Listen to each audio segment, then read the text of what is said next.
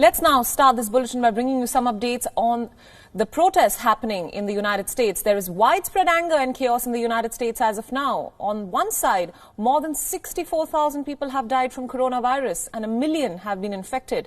President Donald Trump says that he's got the situation under control. And on the other hand, protests are taking place across the U.S. against the stay-at-home orders issued by some states. Protesters are demanding an end to the coronavirus restrictions and taking to the streets in cities across the nation. Protesters in California gathered on Friday to protest Governor Gavin Newsom's sweeping stay-at-home orders, which remain fully in place, with a crackdown on beachgoers who have defied restrictions.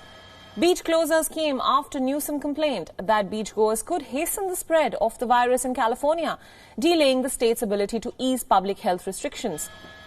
With about half of the U.S. states edging towards the partial lifting of shutdown orders aimed at curbing this pandemic, protests are now taking place across large parts in the United States against the lockdowns.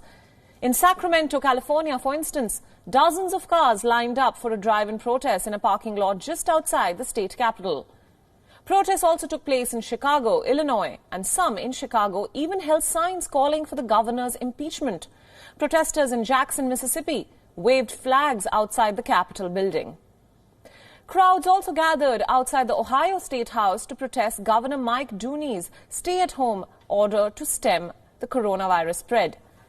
Scores of demonstrators headed to the capital of Delaware on Friday to protest the state's stay-at-home order. In New York, too, about 10 vehicles organized a caravan in a May Day protest over the shutdown put in place to stem this pandemic from spreading further. The action was part of a nationwide effort called MAGA Day Rally for Freedom. During this outbreak of COVID-19, it took place in the parking lot of the Green Acres Mall in Valley Stream on New York's Long Island. The protesters made it clear that they're pro-Trump allegiance and put Trump's 2020 signs in their windows. Another set of protesters in New York staged a rolling demonstration in cars in honor of Labor Day to call on the government to protect workers' rights and provide aid to help people reeling economically from the impact and the fallout of this virus. The auto procession also traveled to New York Governor Andrew Cuomo's office in Manhattan and to outside of a penthouse apartment owned by Amazon CEO Jeff Bezos.